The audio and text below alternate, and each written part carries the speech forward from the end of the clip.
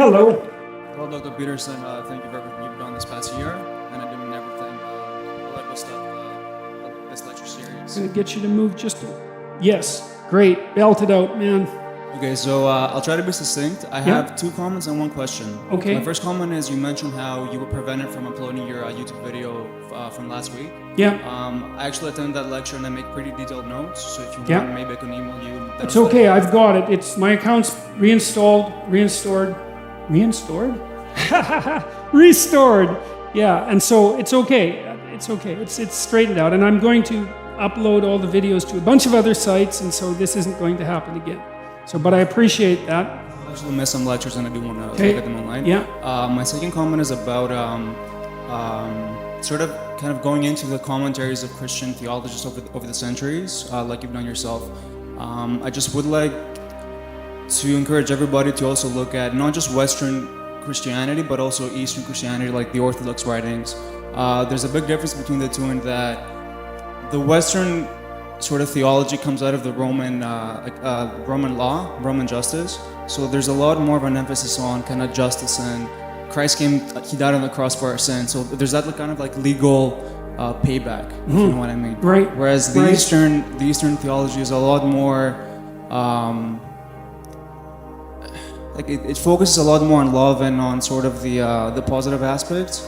And if you do read like the first 4 centuries of Christianity, where there was no schism, there's very little mention of like a sort of legalistic framework. It's a lot more, I don't know, prosaic or more heartfelt, I guess. So I think it's important that we also in the West look at the Eastern counterpart, especially more so now because I do perceive a lot of fake love as being at the center of this malevolence that you mentioned. So like, you know, this whole thing about demonizing the opposition, saying that they're heartless, they have no love, this and that. I perceive that as a lot of fake love, and I think that we have to keep in mind what true love is. Sometimes it looks ugly, like in dealing with psychiatric patients. Maybe like other countries are not as liberal as Canada, but they get results a lot more often.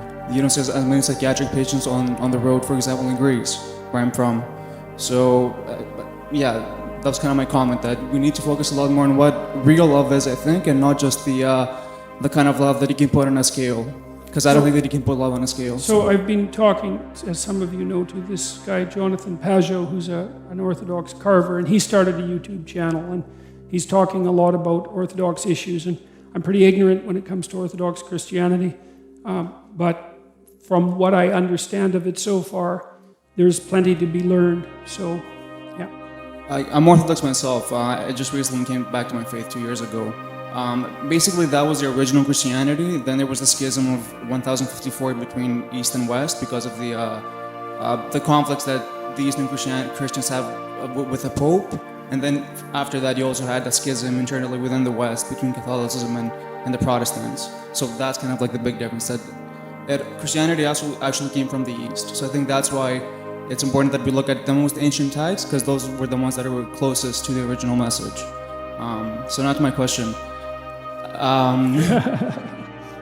It's about atheism. You might hear a lot of times people criticizing anybody that has any sort of belief in a deity or a god, that you're just somebody that has an imaginary friend. Yeah. You know, like the heavenly Father that you have to adhere to, that you have no will of your own. Yeah. So then there's also, like, wouldn't the counter argument be that, okay, so if I have a good relationship with my father and that's why I'm more likely to accept a higher deity, then could it be that you as an atheist, maybe you have conflict with your father and that's why you're adverse to kind of submitting to a higher being that kind of dictates your life? Well, you're attempting a psychoanalysis of atheism, you know, and there's many factors that go into atheism. I would say that you could make that case in some situations, but not in all. I do think, though, and I think this is perhaps where your question is stemming from, is that it's no fluke that at the same time that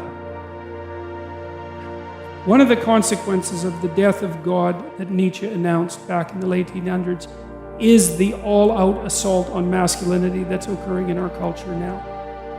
And those things are associated.